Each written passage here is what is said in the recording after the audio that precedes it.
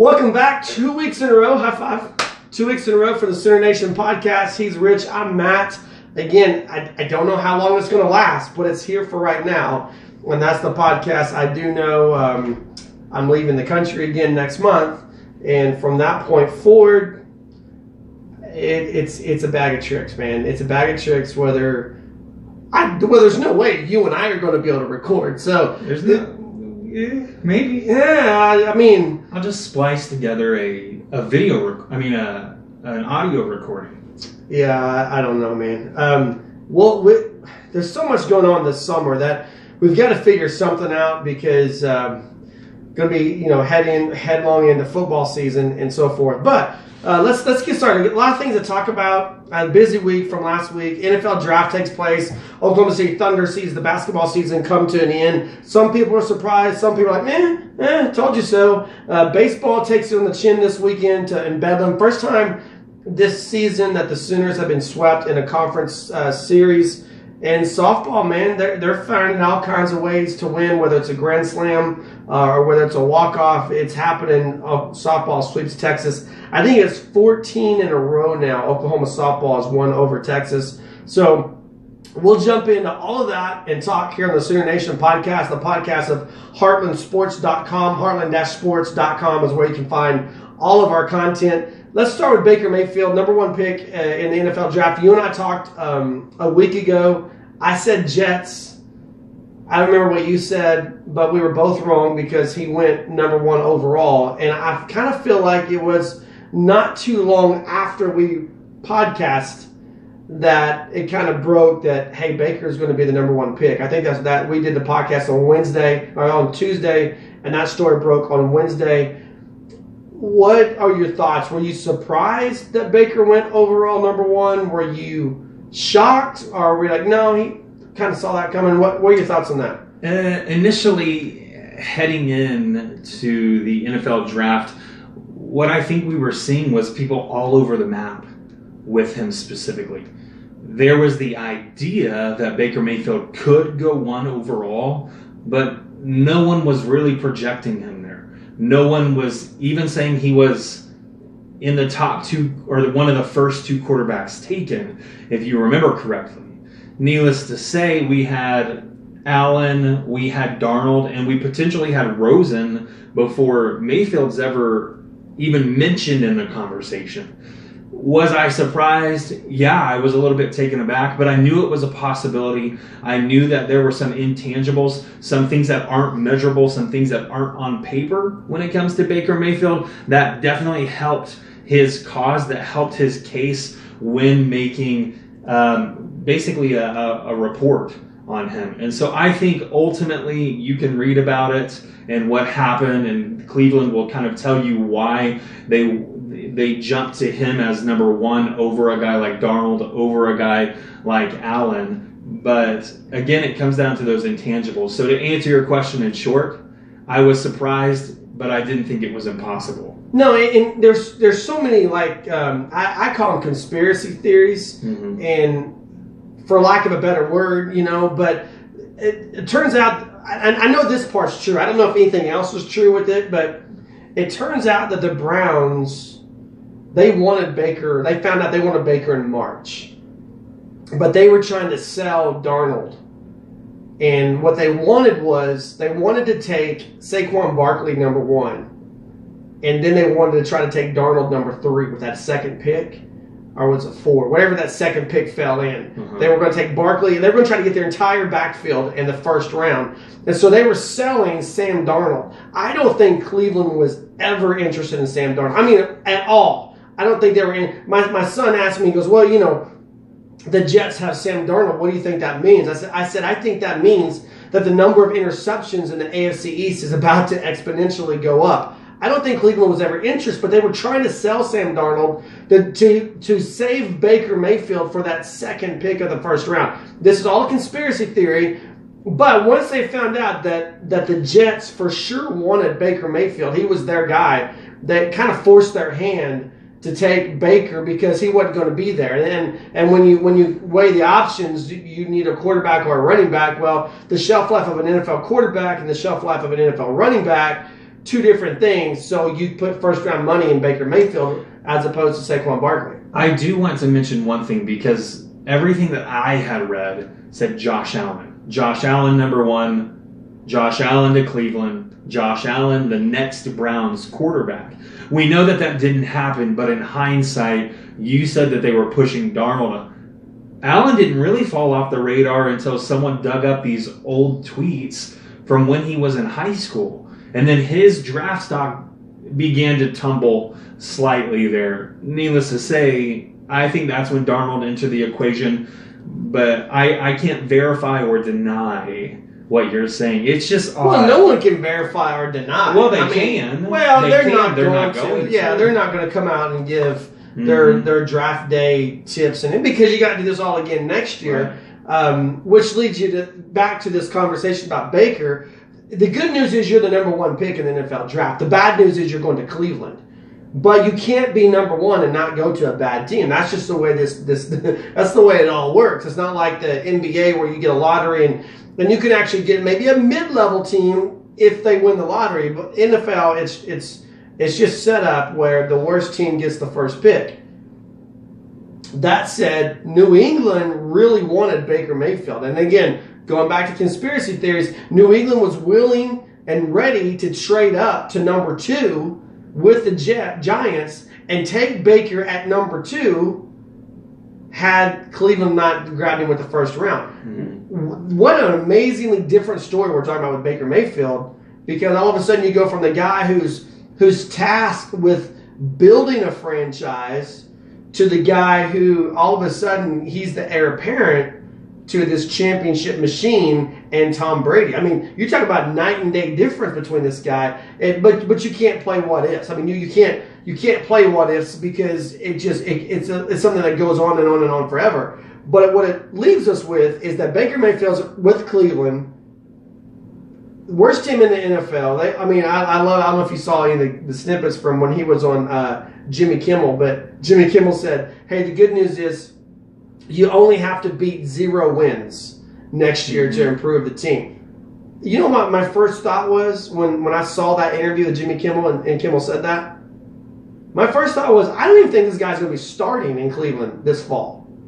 Your thoughts? Why? Okay, well, that's your thoughts. My thoughts are shock and awe right now. Okay, follow me here. Mm-hmm. Not that Baker isn't capable of starting.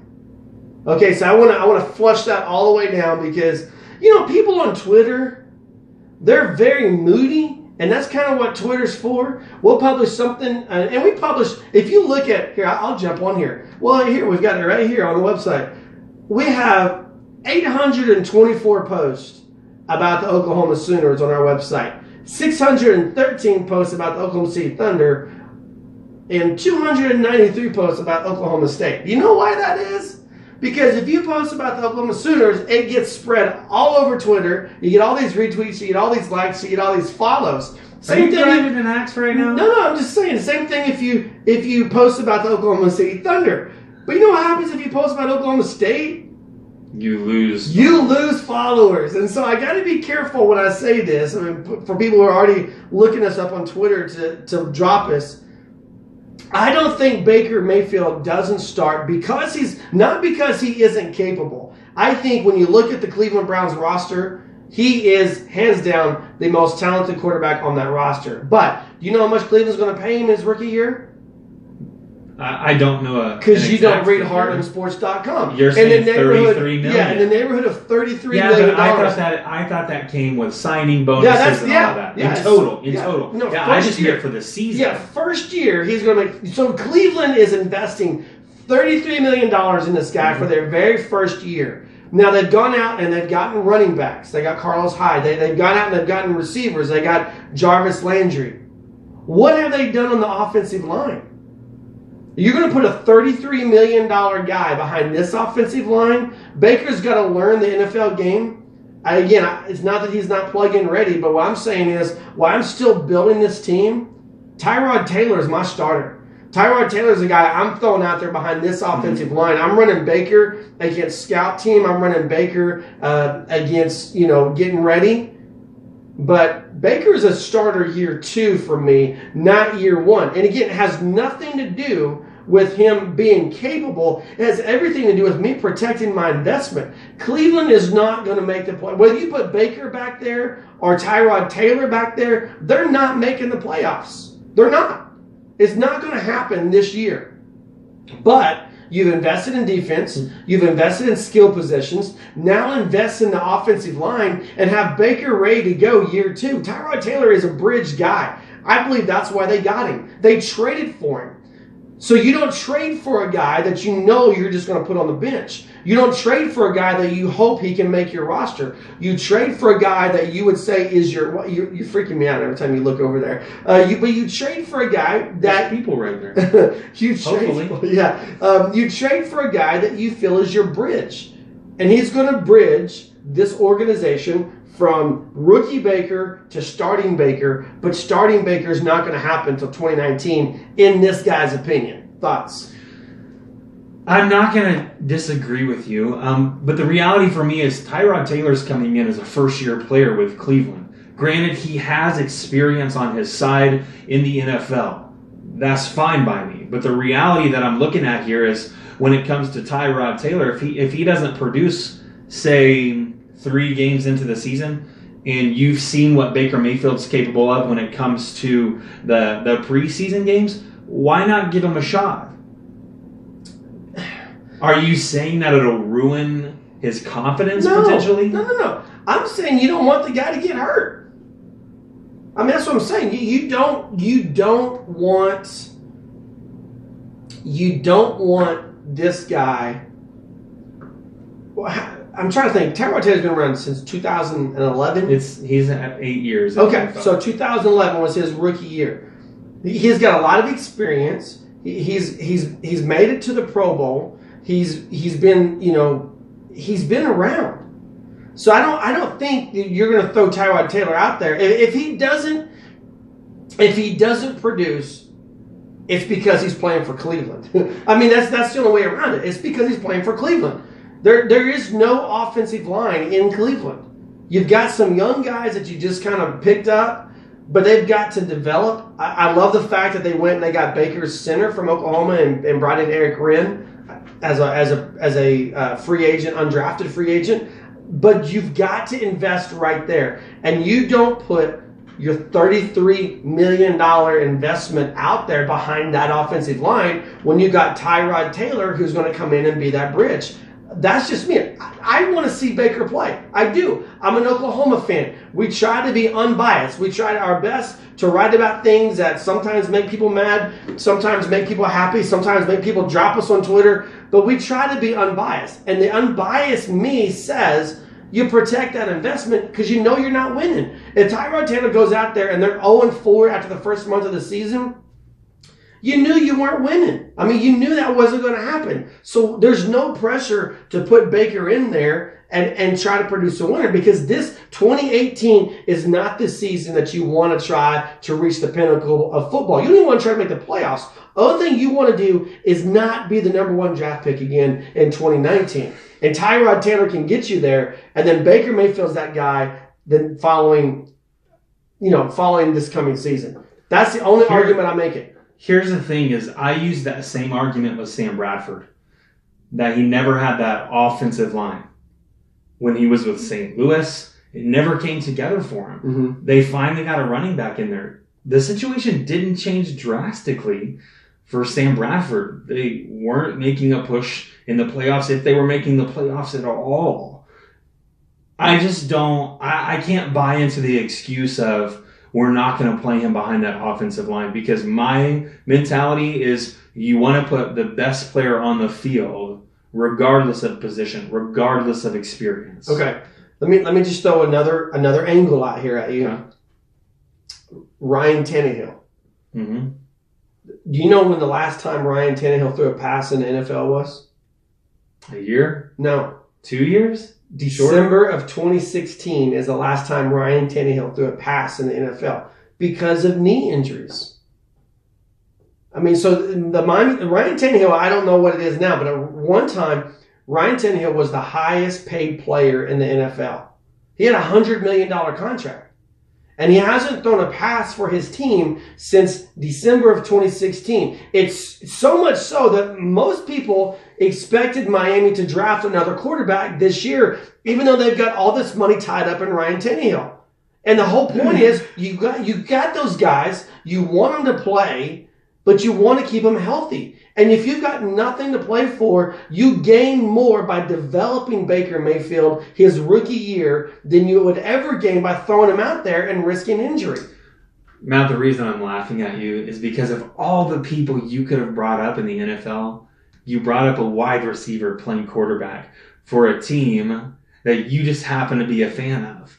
Well, you also know I'm not a fan of Ryan Tannehill. I mean, it drives me nuts. I know, which is why I said I'm shocked that you brought him up. But I'm making the point that you remember that name. It has some bearing in your life. I'm making the point that the Dolphins had to go find Jay Cutler last year and beg him out of retirement to come in, and Jay Cutler didn't care. I mean, he's the Mello of the NFL. Just pay me some money and I'll go out there and do my thing, but not to a superior level. But that's where Miami was because their investment was on the bench. Not because of choice, but because of injury. And you don't, if you're Cleveland and you're trying to rebuild this franchise, you're trying to start over, you don't do that by throwing your $33 million guy out on the field you look at that division. They're going to play the Pittsburgh Steelers. They're going to play the Jacksonville Jaguars. Those are two of the best defenses in the AFC. And you're going to throw him out there with this offensive line against those defenses?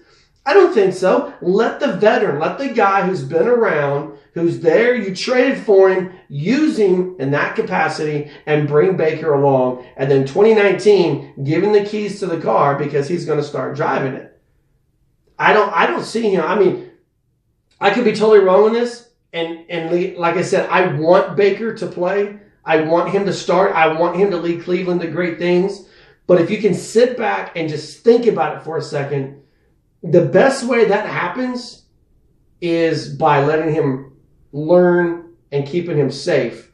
And then, second year, you throw him out there, and they're still going to have some growing pains. There's still going to be some struggles. But, man, they learned with Johnny Manziel. They learned with Brandon Weeden. They learned with all those young guys that they drafted and threw them out there. The NFL chewed them up and spit them out. I hope they've learned. Well, it's more so here. But wait, I'm not talking about off the field stuff. I'm talking about putting rookies out there. The problem is there are examples on the other side of that as well, and there's a very recent example, but it's a bad example for my argument because he ends up getting hurt. And you're talking about which is my point. I know you're talking about a guy like Tannehill having the injuries, but at the same time is you're paying $33 million for wins. No, but not immediately, long term. Okay. His contract is not a one-year contract. You don't have to make the playoffs and win the division his rookie year. That investment is long term. People are not going to give up on this franchise after 1 year. You're paying for wins. You're paying to turn this franchise around, but you're not doing it right now. You're not doing it immediately. You cannot do that in the NFL. You can't go from 0 to 8, 9, 10 wins in one season. Mm-hmm. So you gotta progress, and part of that progression is protecting your investment. See what Jarvis Landry brings to this ball club. See what Carlos Hyde brings to this ball club. But everybody knows. You've got to rebuild that offensive line. And I'm sorry, I'm just not putting my guy out there behind that line. It's a suicide mission. But you're going to put the running back out there? And, well, that's what running backs do. And again, Carlos Hyde's he's not a veteran. I mean, he's not a rookie. Right. He's a veteran. These are guys. You're all about protecting the investment. But look, here's the difference. The difference is Jarvis Landry, new to this franchise. He's a veteran. Right. Carlos Hyde, new to this franchise. He's a veteran. Tyrod Taylor, he's a veteran. Baker Mayfield, rookie. There's a big look. The most talented quarterback on this roster, hands down, Baker Mayfield. The most experienced quarterback on this roster is not Baker Mayfield. And when you're playing behind a line where you're literally going to be running for your life, every long yardage situation, you got to have a guy who's been there and done that. because you don't want to see your $33 million guy carted off on a stretcher. The question that I want to ask, not to you specifically, but just as a general statement here, as we look at who Baker Mayfield is, and remember, he walked on twice, Matt, twice. The only place he sat out was Oklahoma, and that was because of an NCAA rule requiring him due to transfer. We know how that situation turned out in the end, but when we look at Baker Mayfield and he is competing against guys who are veterans, guys who are scholarshiped, Baker Mayfield won out, did he not? He ended up starting, 7 games at Texas Tech? He was the freshman offensive player of the year. My take on Baker Mayfield is he's a competitor. And he's going to do whatever the team asks him to do. Exactly. And I see your side of it and saying, if $33 million walks out on you after year one because of an injury, was it worth it? No, I mean... No, I get that. But let me respond to your Texas Tech, Oklahoma walk-on argument. The reason why he didn't play in the bowl game for Texas Tech his freshman year is because he lost his job due to injury. Texas Tech did not have an offensive line. And then he comes to Oklahoma, and yeah, he's got to sit out because of the whole transfer thing. But he came to Oklahoma buying one of the best offensive lines in the Big 12 and one of the top 10 in the country. And what did he do? He did great things. What's going to happen? I'm telling you, to put Baker behind that line is not a formula for success. You want to breed success. You want your guys. You think about the locker room. Carlos Hyde, he's there. Jarvis Landry, he's there. All these other guys that are there. You want, as the coach, as the ownership, you want those guys bought into the fact that, hey, we're going to do the best thing we can do to win right now. Well, that's what we want to do. We want to win right now. Our tradition of losing ends this week with this opening game. So here's what we're going to do. We're going to put our best guy out there for this situation. Not the best quarterback, but the best guy for this situation. And that guy's Tyrod Taylor. Matt, I'm going to concede this point on this issue, okay? The Cleveland Browns aren't attempting to get more eyeballs. They're not attempting to get more butts and seats. Why? Because the NFL has a profit share across all of the teams. Therefore, the question I'm now asking is what do they gain by playing Baker Mayfield? If we remove the subject of wins, and it would be few at that even, I can jump on board and agree with you there. It would be few wins. So if they're not bargaining for wins, what are they bargaining for? It isn't. No. I'm saying by playing Baker Mayfield. Right, okay. What are they bargaining for? Nothing. If it's not wins, it's nothing. And so, like I said, I'm going to concede the point to you on that. Okay, a couple quick things with the NFL draft. Hey, sound off, man. Give us on heartland-sports.com if you're listening to this on the rebroadcast. We want to know your thoughts on that. If you're on Twitter, if you're on Facebook right now, hit us up. Let us know your thoughts on Baker Mayfield. Do you rest him? Not rest him, but do you save him literally, or do you throw him in the fire? Mark Andrews and Orlando Brown going together to the same team, I think that's pretty cool. I by the way, I'm gonna reach up here. Those on video can see it. I'm gonna pat myself on the back because the one thing I did get right on NFL draft coverage was Orlando to Baltimore, and it was a good fit. It's cool that, and it would have worked for him to go to Cleveland as well. People talk about, he gets to play for the team his dad played for, which is true. Mm-hmm. But his dad was on that team that transitioned out of Cleveland to Baltimore. So even if he did end up somehow in Cleveland with Baker, then he could have said the same thing. He gets to play for the same team that his dad does. But I think it's a really good fit for both guys because you go all the way back to think about guys like Jonathan Ogden, guys who Baltimore has this knack of bringing in offensive linemen and making career guys out of them. They will stay for a long, long time with one organization. And I think that's a good spot for him. You've got a good quarterback situation where you got Flacco, who's still got a couple of years left in the tank. You got a young guy, Lamar Jackson, who's going to rejuvenate that system so much that I wouldn't be surprised if Baltimore tries to move Flacco sometime next year. But then you also, it's a franchise that's really good at the tight end. They like to use the tight ends, and they've got two of them in this year's draft, and I think they'll both play. And they complement one another, where Mark Andrews maybe isn't the best blocking tight end available. He's that guy that what was good about him is that his size makes him a mismatch for defensive backs. His speed makes him a mismatch for linebackers. He's a guy that can get loose down the seam, but he's also a big body target in the red zone. I like where they both landed, and I think it's cool that they both get to be teammates. Thoughts? Thoughts? You're going to ask? Yeah. I don't know how much bearing having a familiar face has in a locker room as a rookie. I don't know what that does for your psyche. I'm not going to pretend to. But when it comes to just sheer level of talent, we sat here and talked about, maybe not right here in this location, maybe not even on the podcast, but you and I have talked extensively about Orlando Brown, and we weren't the only people who would have categorized him as the best offensive lineman in the Big 12. And that's, you have Williams in there still as well from Texas, who was making an argument despite being hurt this previous season.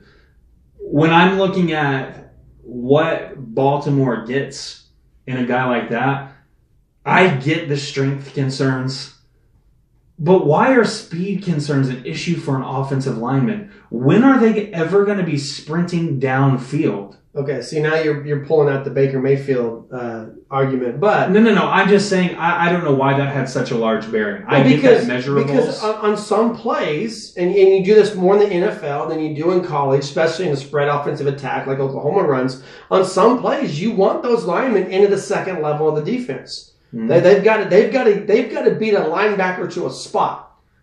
And that's where speed becomes important. Now, it's not a 40-yard burst. He will never, like Baker said, you'll never see Orlando Brown sprinting 40 yards down the field. Right. But he might need to sprint 15. And quickness is quickness. Whether it's 15 yards or 40 yards, quickness is quickness. And you've got to beat your running backs going to the right. You've got to beat that linebacker to the hash.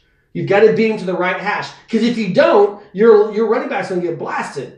Right. Well, this is where I was going with that, is because you and I talked, and I said that strength and speed are things that you can learn. I think strength more than speed. Well, there's strength and speed training. I've seen it down in the Everest Center at OU. People pulling weights on sleds behind them. They're working on their speed and their explosiveness. So I know that it exists. All I'm saying is that stuff is teachable. I don't know why there's so much stock into it. I get where you're coming from. I get where NFL executives are coming from. They're not necessarily looking for what you can do, but what your ceiling is going to be. And they want to evaluate you on your potential, just like it is for the duration of these NFL guys' careers. We talked last week about how Orlando Brown failed the biggest job interview of his life. That's why we saw him drop significantly. That's why we didn't see his name being called in the first round of the NFL draft. But when it comes to Orlando Brown, I'll stop talking so fast. I just wanted to get through that. When it comes to Orlando Brown, I think Baltimore is getting a steal. I agree. I agree 100%. He's first-round talent that you got in the third round. And everything from contractual obligations to, he comes in with that chip on his shoulder because, third round guys, you're not gonna lose it. You're not gonna get cut, But you got that, hey, you're a third round guy, tag on you. So he's gonna work harder in that camp. So, let's hope so. Everything from the day he arrives to minicamp to when you sign that contract with him, if you're Baltimore, you got to steal. The Orlando Brown's poor combine performance, that didn't affect Baltimore. Mm-hmm. Baltimore's sitting going, we like this guy, and now we can get him cheaper. Right. Is that the Adam Sandler movie where they're taking the cans and they're throwing them down on the floor in the supermarket because you give them at a discount? Yeah. Damaged goods, man. Baltimore's like, Big dude. Daddy. Yeah, that's what. Okay, Baltimore's like, hey, we got this guy, and we can get him on the cheap. Mm-hmm. Now, it hurt Orlando because his paycheck's not going to be as big. But he it's can motivation. Earn, exactly. He can earn that. So the reality for me is I feel the same way about Mark Andrews as well. Mark Andrews, I get the concerns there. He's a big body. He's a guy who knows how to shield off a defender and high point the ball, and he's especially effective in the red zone. But how many times his final season at the University of Oklahoma was Mark Andrews asked to block?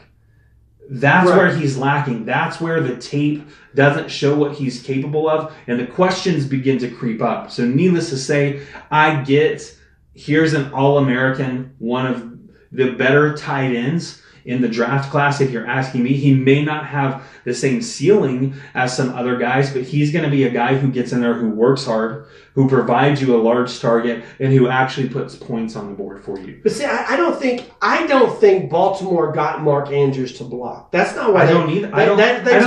That's why they took that Hurst kid in the first round. He's a blocking tight end, and he's going to be a Pro Bowl type player. Hurst? Yeah. Okay. I'm not saying he's not, but he's just a raw talent. Okay, but look, Hurst is going to get. He's going to get. I'm trying to think of Baltimore or old tight ends from Baltimore. Hurst is going to get compared to a guy like Todd Heap. Do you remember who Todd Heap was? Mm-hmm. Todd Heap was that. How old do I look? He caught a lot of he caught a lot of touchdowns. He still plays, I think, but he caught a lot of touchdowns. But it's because he was the blocking tight end. He's the guy that blocks, and then releases, and all of a sudden he's open in the corner of the end zone because no one picked up on him.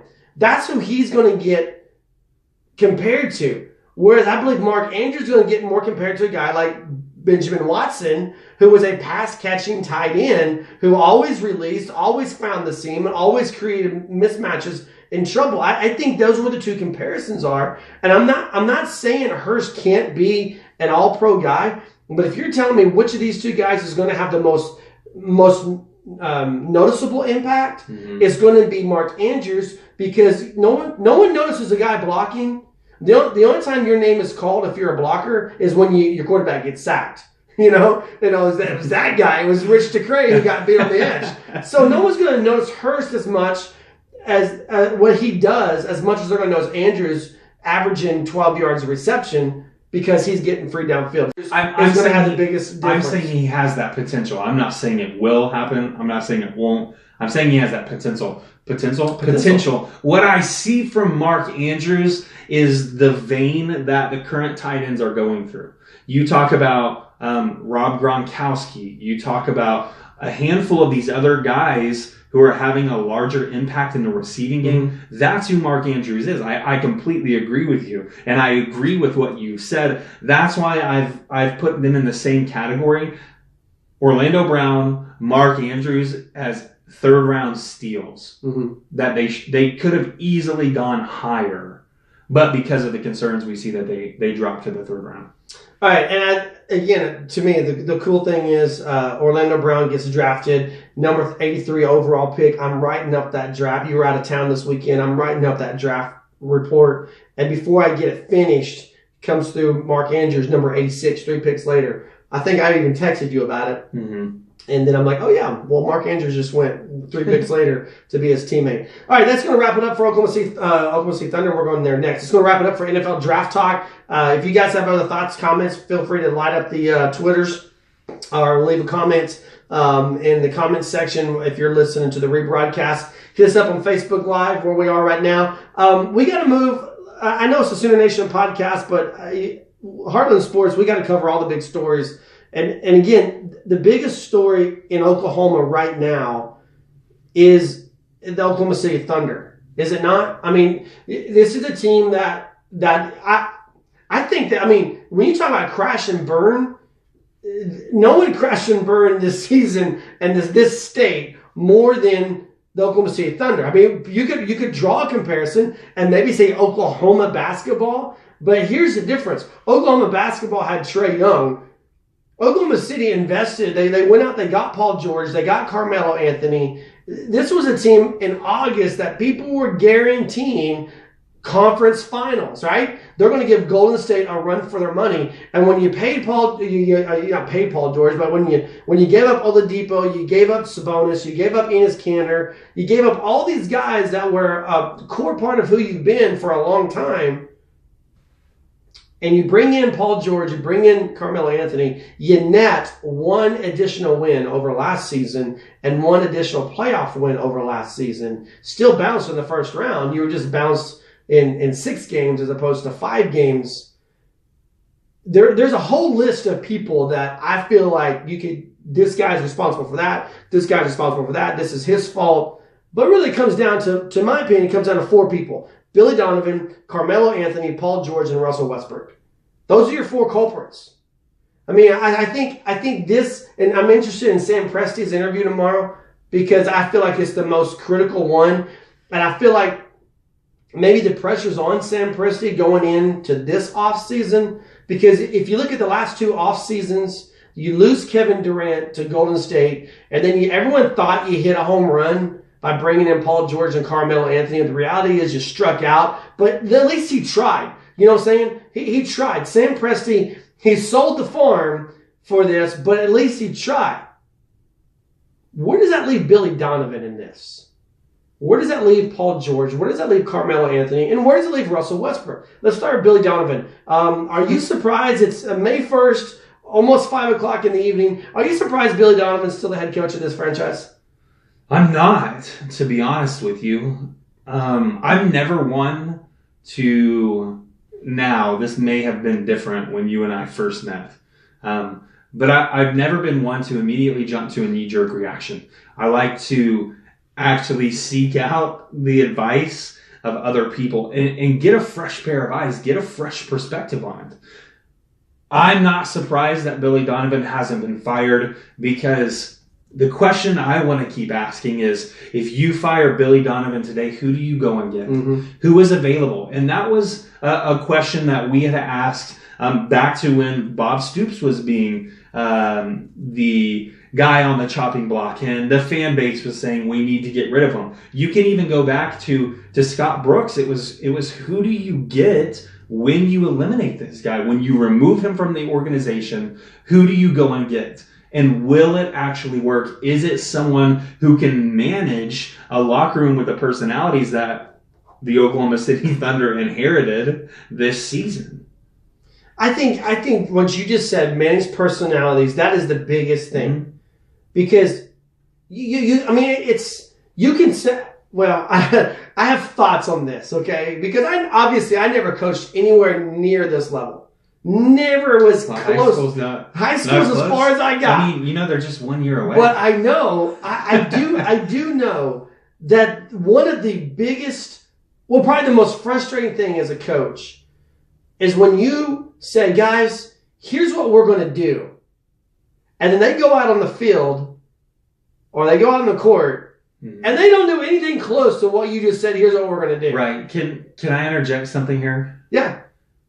Because I pulled up this article and it says this. I'm going to insert the word only into it and say the only coach is equipped to handle the ego of Carmelo and the rigidness of Westbrook. You want to take some guesses here? Well, they're not. No one's available, but I think Are you talking about current coaches or coaches in general? Just coaches in general. So Phil Jackson could do it. Popovich could do it. There's your 2. No, I think a guy like Craig from the Thunder guys. We were talking about this the other day. I think a guy like Van Gundy, Stan Van Gundy, could do it. I think Steve Kerr could do it. Really? Well, look what he's doing in Golden State. Yeah, we talked about egos and personalities. No. Here's the thing. Golden State was a different entity to me, and maybe I'm wrong on that. In that, when Steve Kerr takes over Golden State, there is no Splash Brothers. That name doesn't come along until Steve Kerr gets there, and then look what happens. Steph Curry wins 2 MVPs. All of a sudden, Draymond Green is being considered Defensive Player of the Year, and then Kevin Durant goes there because of the culture that he created. That Steve Kerr created. Yes. So that's what I'm saying. I feel like Steve Kerr. Billy Donovan inherits, essentially, is So Billy Donovan it's not his first year to coach. We know that, but he had to work with an already all-star. Mm-hmm. He had to work with not just other exactly already all-stars. He came in, and here's the thing. This is a great point because I've argued this point against the Thunder guys. By the way, when we're done, go over to the Thunder guys Facebook page. They're going to be starting their final show of the season. But I've argued this point with him in that Billy Donovan had no NBA head coaching experience, and he was. Billy Donovan's track record shows this guy can coach. Mm-hmm. I mean, look what he did at the University of Florida. I know. X's and O's, regardless of the level, X's and O's are X's and O's. I mean, if you're a high school coach and you're really good at X's and O's, you don't lose the idea of X's and O's when you go to college or you go to pros. The guy knows the X's and O's of basketball, but what he doesn't know is he doesn't know how to manage the personalities that you're talking about. And he goes from these guys in the Florida Gators to inheriting Russell Westbrook and Kevin Durant. And these guys in the NBA, if you're a college coach, you can say, look, guys, if you do this to me again, if I call another timeout, and I draw up a play in that timeout, and you don't run the play that I draw up, then your spot's going to be right over there next to the manager on the bench. You can do that in college, but there's no way you can do that in the NBA. You make a fraction of what these NBA players make, and we talk about protecting the investment. If Carmelo Anthony, he came out, we'll get to Melo here in a minute, but he came out and said, guys, if I come back, coming off the bench is not an option. It's non-negotiable. I will not come off the bench. You know what? Carmelo's going to start. Not because he deserves to start, not because he's good enough to start. He's going to start because if he comes back, Oklahoma City owes him $28 million. Mm-hmm. Which is why... How is that Billy Donovan's fault? Which is why Billy Donovan's not going anywhere. It's a numbers game with a salary cap in the NBA. Oklahoma City has a bad contract in Kyle Singler. They now have a bad contract with Carmelo Anthony in the just sheer volume of dollars they are handing over to him. You add those two together, and then you want to talk about a buyout on 2 years remaining? Is it 2 years remaining for Billy Donovan? Oh, yeah. How are you going to buy that out while carrying those contracts and not hit that salary cap? I don't think a coach's salary counts against your salary cap, though. Well, where's that money coming from? I mean, that's front office. Yeah, that's just front office money. Your salary cap is only tied to I'm just telling you, regardless, that money is tied to that franchise. I just don't think what I've read is it's $12 million over the next 2 years. They're not just gonna. But if they're gonna do that, they might as well hand to Kyle Singler the $12 million and say, "See ya, thanks for being here." But even if you buy a player out, that does count against your salary cap. I know. And so you owe Melo 28. You're not buying him out for less than 15. I mean, that's just simple math. That's economics. And here's the thing with Melo. I think what you saw in his exit interview. First of all, you got to give him kudos for being honest, because very rarely do you find someone who's honest in those exit interviews. I'm going to say Paul George wasn't honest, and I could be wrong. I could be just totally off base here. But Paul George, think about what he said when he came to Oklahoma City. If they show me we can win a championship here, if we're competitive, this is where I'll be. But I want to win a championship. What happened this season on the court or off the court where this franchise proved to Paul George they can win a championship? Tell me where that defining moment was. Was it Game 5 of the NBA playoffs where you came back from 25 points down? Was that the moment where Paul George says, hey, I think we can win a championship here? Was it that one extra win they got over last season? I don't think Oklahoma City did anything this year to show Paul George the way things are, the way this franchise is, the way things stand right now, we can win a championship. There's nothing out there that shows that. And what you just said, I agree. You're going to bring the same coach back next year. You don't have really an option with you are at Carmelo Anthony's disposal. I mean, you're at his mercy. You have to do what Carmelo wants you to do. You have no other choice there. You disagree with that? I'm starting to. Okay, well, Keep talking. We'll I'm jump kidding. back to that. I'm kidding. I mean, look. No. Because you made the I point. had a second idea. Okay, hold up. You made the point about economics and the head coach. Yeah. I think I can argue more in favor of Billy Donovan than against Billy Donovan. You're at Carmelo Anthony's mercy. Russell Westbrook, we're 10 years into Russell Westbrook. What is there out there that makes you think this guy's going to change the way he plays his game? There isn't. So if you're Paul George, what have you shown me that says I can win a championship here? But yet, what did Paul George say at the exit interview? He says, Oklahoma City checked all the boxes. This is a place. This is an option for me. He never committed, but he said it's an option. I don't feel like Oklahoma City is an option for Paul George. And I know that's an extremely unpopular opinion. But if I'm a fan, which I'm not, if I'm a fan of this franchise and I watched Paul George regress from playoff P in game 1 to more fouls or more turnovers than points in game 6, why do I want him back? Why do I want to spend money on this guy? That's my thought. But Carmelo was truthful. He said, look, what they're asking me to do here is not what I do. I gave up everything to come here. I sacrificed more than anybody else on this team to be on this team. But what they're asking me to do is not who I am. I've got more in the tank than what you guys are talking about. I will not come off the bench. I've already given up too much. I'm not giving up a starting role. He was very truthful in what he said. And Melo wants out. I believe he's not happy here. But the frustration that Melo has is, man, there's $28 million in the balance.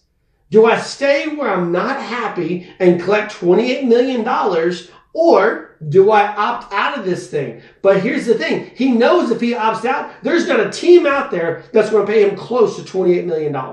His only chance to cash in big, and it's not like the guy hasn't cashed in big. He's been in the league for 15 years. He's got money, but $28 million is a lot of money that nest egg as you're going out the door at the end of your career. So do you stay where you're not happy and collect $28 million, or do you move on and collect a fraction of that? That's where the frustration is coming from Carmelo. But he's at Oklahoma City. Oklahoma City's at his mercy. He plays the game here, and Sam Presti and Billy Donovan follow. So go ahead. You got thoughts? My second idea here is, you're saying the Oklahoma City Thunder are at the mercy of Carmelo Anthony. Does the same then ring true of Billy Donovan being at the mercy of Paul George? No. Matt? Okay, explain what you're saying. Think about it this way, because Paul George is going to be a free agent. Mm-hmm.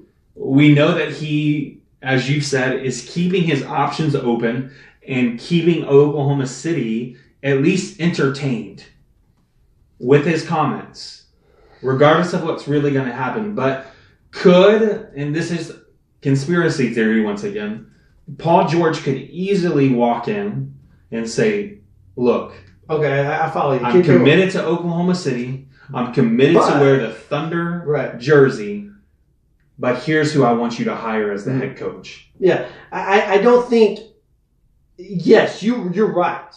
But you just have to ask the question, is Paul George worth that much to the Thunder? Well, here's the other question you have to ask. How do you change this culture? How do you change the culture of the players running the program instead of the program running the players? How do you change that? And by saying, okay, Paul, if you'll stay, Billy Donovan's gone, tell us who you want. You get rid of LeBron James in the league? Well, that's what I'm saying, is that if you're Sam Presti, do you give in to that demand to keep a guy? Because what happens when the next guy says, run this play? Right. No, I don't want to run your plays. I can LeBron you. I can get you out of here. I can Dwight Howard you. You don't have to stay. I'm the one they're investing in. Do you want to continue that? I would say, if I'm Sam Presti and I'm committed to Billy Donovan, I would just say, look, Paul, thank you for all you've done, and we want you here. But moving forward, Billy Donovan's our coach. And if you come here, Billy Donovan will be your coach. Yeah, you're probably going to lose Paul George, but at least you're correcting what has been a major problem with this franchise and really with the NBA almost in its entirety. Because it's sad to me that we can only mention a handful of coaches that players respect and listen to. Name another sport where the number is so low. I mean, you go down the list of NFL coaches. There's coaches out there that people don't respect. I mean, Nick Saban was run out of the NFL because no one respected him. There's stories about Nick Saban being literally, when he coached the Dolphins, there's stories about him being chased off of the practice field by NFL players, and he having to lock himself in his office because they didn't respect him. But for the most part, I mean, a guy like Bill Belichick, no one likes Bill Belichick. Bill Belichick, his list of friends is probably Rex Ryan. Rex Ryan. People don't like. Well, people didn't respect Rex Ryan much either, but they respect the crud out of Bill Belichick. Pete Carroll. People like Pete Carroll, but they respect the crud out of him. And that list goes on and on and on and on in the NFL. Same thing with Major League Baseball. Same thing with hockey. But in basketball, we narrowed it down to about 5 coaches. And you say 2. I say 5. I didn't say 2. I said I was quoting News OK and Barry Trammell on 2 coaches he said were the only 2 in the universe who could manage this Oklahoma City locker room situation. So anyway, my point is, I like Stan Van Gundy. I just don't ever think he'll coach again. I don't know. Not ever. Not in my lifetime. Well, and it's going to be longer than his lifetime. I feel like he was burned but it wasn't the players in Miami. It was Pat Riley. Mm-hmm. And I felt like Pat Riley was a good coach too. Yeah, for sure. He wasn't a great manager, but he's a good coach. All right, so I think you're right. Paul George can kind of set his demands. Yeah. But here's the thing: if I'm fine, if I'm giving in to that demand, I'm getting Paul George's. He's going to ink the deal before I fire Billy Donovan. You know, mm-hmm. That's the only way that happens. I don't think that happens because Paul George said. I don't know if you let me pull up my article that I posted on Heartland Sports the other day. Let me I just because I want to read this comment. I want to make sure I quote it right. Here's what Paul George said, and this is Heartland-Sports.com. I'll put it on the Facebook thing if you guys want to look at the article. But Paul George says, I think the biggest thing is just trying to keep a relationship with Sam. Continue to talk with Sam. Obviously, he's talking about Sam Presti. But then he says, continue to talk with Billy and with Russ and figure out the direction we want to go as a group. There's one person that's left out of that comment, and it's not Billy Donovan. It's Carmelo Anthony. So I think if you're Paul George, you have a better chance of coming in and saying, look, guys, I'm back, but you got to buy out Melo. I'm not playing with this guy anymore. I think that's more of a realistic possibility than it is with the head coach. I can't disagree with it at this point in time. The only thing we're throwing out are really these conspiracies and ideas. And I'm cool running with those because they're good discussion points. But it's not like we have insider knowledge into what's happening. It's reading into comments. Right. So if I made you... I mean, I just don't have some life-changing thought to distribute to you. Man, time has gone by so fast. I know, right? If I made you bet right now, made you bank on it,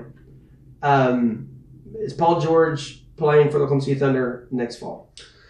No, and the reality for me was I thought it was just kind of a layover for Paul George to begin with, and I don't think Paul George is chasing rings. I don't. Oh, I do. I definitely. I don't because I think he's going to end up in LA. I don't. There's 2 teams in LA. I think he's going to end up with the Lakers. And one's better than the other. I think he's chasing rings. I mean, LA. Not if he's going to the Lakers. No, the LA mindset is we're 1 player away. It's always been we're 1 player away. Well, them in Oklahoma State. But that was nothing. Here's the thing, though, is that the Lakers are going to have to figure out what they're going to do with Julius Randle. They need to keep him. I don't think they can. I don't think you can keep. You think that his? I don't think you can keep Randle and bring in Paul George. Why? I think it's too much money. I'm not getting it. Okay. Max contract. Okay, that's what I'm asking. Is you think Julius Randle is worth that type of value? Yeah, I mean, he had an incredible season this year. So you got to max contract him, and you're not getting Paul George without a max. Now it just makes me angry thinking about it. So what? I ran into Julius Randle when he did an official visit to the University of Oklahoma. Did you hurt him? No, he hurt me. I'm not mad about that, but everyone said that he was undersized and that his arms were too short. As funny as that sounds, for playing the power forward position. You talk about physically and athletically gifted players like Blake Griffin. In fact, Anthony Davis can play that if you really wanted to put him up to the task. It's not that far of a reach. You've got guys like Derek Favors coming in. You know what I mean? You have all these big-bodied, long-armed guys, wingspan becoming something that's you can Google and find on any player. I don't know if they're 100% accurate because I did ask one time. I asked Google what the wingspan of a guy like Steven Adams was, and then I asked what Russell Westbrook was, and it told me they were both 7 feet. So I don't know how reliable that number was, but I was trying to do some research. That's all beside the point. Where I was really going with this, back to our Paul George conversation and Julius Randle, is I think you can have them both on the same roster. I think you can. You cannot. And the reality is Paul George, I'm just saying because I believe he's going for the Lakers, I don't know how you can say he's chasing rings. I mean, he might as well go play in Cleveland if he wants a ring. Okay, let me ask you this. Golden State's picking up people left and right. Let me ask you this, because I know it's a baseball player that I'm not saying you're a big fan, but you're somewhat fond of, is Giancarlo Stanton. Left Miami to go to New York. Mm-hmm. Is he chasing rings? Yes. When's the last time the Yankees were a World Series contender? Wasn't that long ago. I'm Googling it right now. I mean, I'm just saying they've been in the playoffs, but they've not been contenders. Yeah, well, the Lakers aren't even in the playoffs. But they're going to be. I'm just saying you go to a franchise like that. You go to a franchise like that so you can be the contender. The Los Angeles Lakers, the New York Yankees, those are the crown jewels of professional sports. Mm-hmm. It's because they're, quote, championship factories. And he's chasing rings. He's also going home, but he's chasing rings. I mean, I'd be okay if the Lakers shipped Julius Randle across town to my Clippers. I'd be all right with that. Randle's a restricted free agent this year, so I don't see how you build a winning team with all those max contracts unless you're the Golden State Warriors. That's how it happens. All right. We'll agree to disagree. Melo, is he here or gone? He has to stay. I think he has to stay, and he's got 28 million reasons. So you're saying he's going to sacrifice happiness for a paycheck?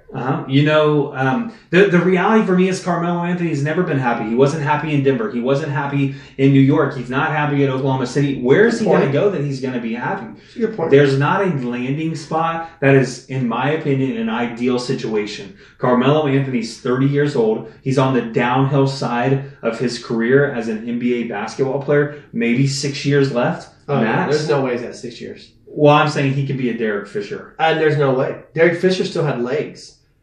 And he was a little bowling ball. I'm just saying, Fisher, that last year he was in Oklahoma City, he still had legs. Melo does not have legs. That's my 2 cents on that. That's fine. I'm just saying, I'm going off of an average age of an NBA player here. I mean, 35, 36 years old. And this is just a thought. Talk about Sam Presti. We were talking about him, kind of giving him a pass for trying, but I mean, Sam Presti has, in my opinion, he shows the tendency to get sucked into bad contracts. I mean, they're able to unload Cantor, but you still got Singler, yeah. The problem is it's risk and reward, and he's willing to take that risk for the reward. But where has the reward been? Well, it came in the NBA Finals, however long ago that was. Okay, here's my last thought on Paul George. I know you're talking about. I don't think anybody knows what Melo's going to do, but we got to move on. I had one more thing I wanted to talk about, but we're running out of time. 28 million reasons. We'll just have to table. I'm making a note here because this is a good topic, but we'll have to put it for another time. My last on this with Paul George. Here's why I think Paul George is gone. All right, and it comes down to this. It's not about the Lakers. It's not about winning or losing as much as it is about this right here.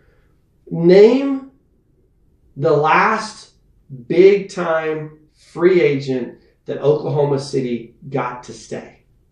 There's one. There's only one. Big time free agent? Big time free agent, Oklahoma City got him to stay.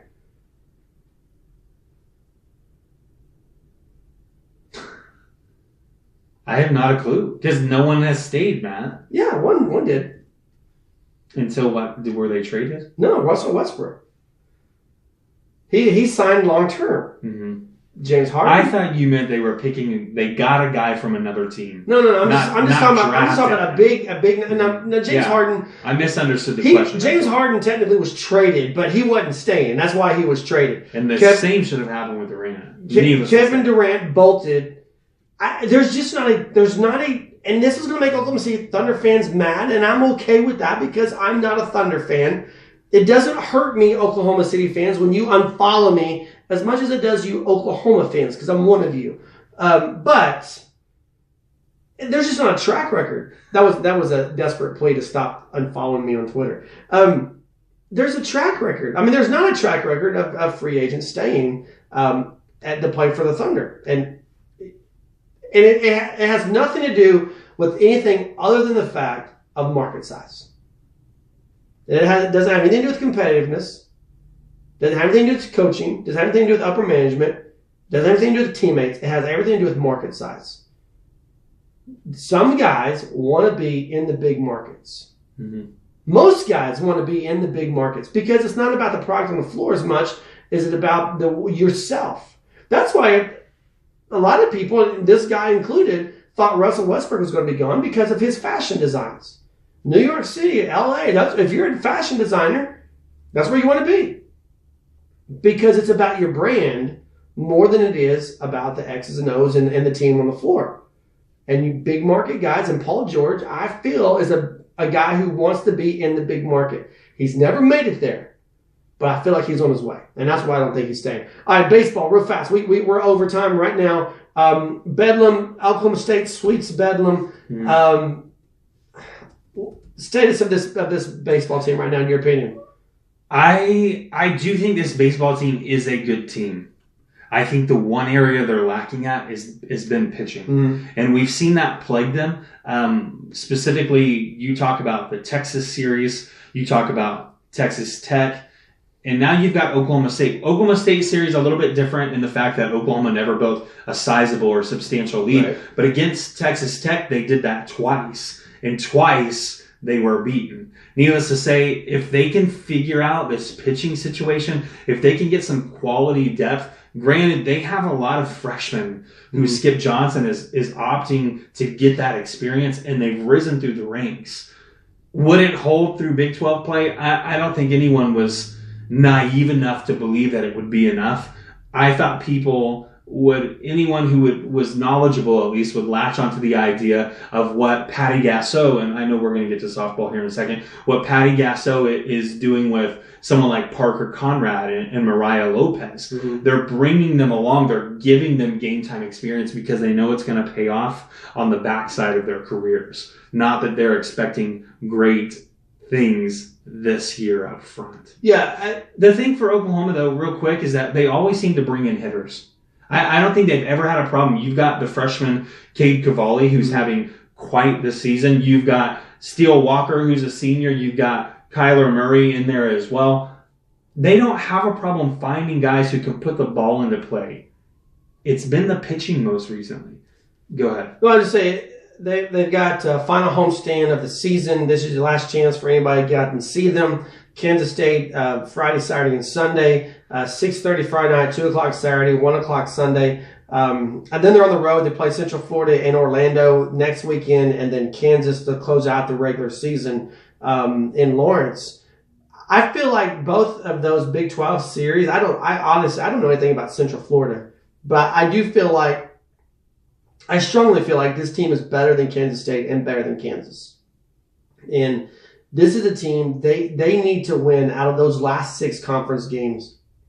I feel like they need to win 4 of them. That 3-1 over those 2 weekends, or 2-1 over those 2 weekends gives you 4 wins out of your last 6 Big 12 games. They need that because they haven't won a series. They lost a series 2-1 to Texas Tech. They lost a series 2-1 to Texas. They got swept by Oklahoma State. They weren't even competitive against Oklahoma State. Right. If Skip Johnson wants to keep, and you talk about it's a young team, if he wants to keep it's them, not a young team. It's just a young pitching staff. But if he wants to keep them together, you got to enter the Big 12 championship starts on the 23rd of May. You got to enter that with some confidence. I agree. And this team right now, confidence is lacking, but they can get it back by winning against Kansas State in Norman, and then going to Lawrence and beating Kansas to close out the season. Real fast, softball. Softball is going to wrap up their regular season and get ready for postseason play. Bedlam series coming up. Hopefully Oklahoma does better on the softball diamond than they did on the baseball diamond. It starts really tomorrow night. Wednesday night, Oklahoma State in Stillwater. And then Friday, Oklahoma State in Norman. Then Friday, they go to Stillwater. Saturday, they're back in Norman for the finale of the regular season. And then the Big 12 championship starts here in Oklahoma City right after that on May 11th. And then you go right into the NCAA regionals. There's no doubt in my mind that this team's going to host a regional and a super regional. So the good news is if you can't come and watch them play tomorrow night or Saturday, you can get to see them play in the regionals and super regionals. And I'm just going to tell you, as a guy who's very skeptical of softball, if you've never been to softball in the postseason, regional, or if you've never been to the World Series, you need to go. And it is an atmosphere unlike any other. I've been to NCAA tournaments. I've been to the Big 12 tournament in baseball. I've been to bowl games, but this softball tournaments, these regionals and super regionals in the World Series, unbelievable in my opinion. How they get just. It's just an amazing thing. I'm going to close out, Matt. Richard, any parting thoughts? Last words? Not at all. I can echo what you've just said, but I have quite a different experience than you do, meaning that I've actually been hit by a ball. Yeah, because I'm chilling in the press box, and you're down on field level taking photos. Yeah. And I hear that ball, when it's coming at you, I hear it actually, in your lens, it gets bigger and bigger and bigger, and that one you're supposed to duck because, it's larger as it approaches you. Yeah. All right. For me. Heartland-sports.com, on Twitter at Sports Heartland, Facebook, Heartland Sports on the Facebook page. Thanks for listening. He's Rich. I'm Matt. Have a great week, and we'll talk to you soon. Boomer Sooner, everybody.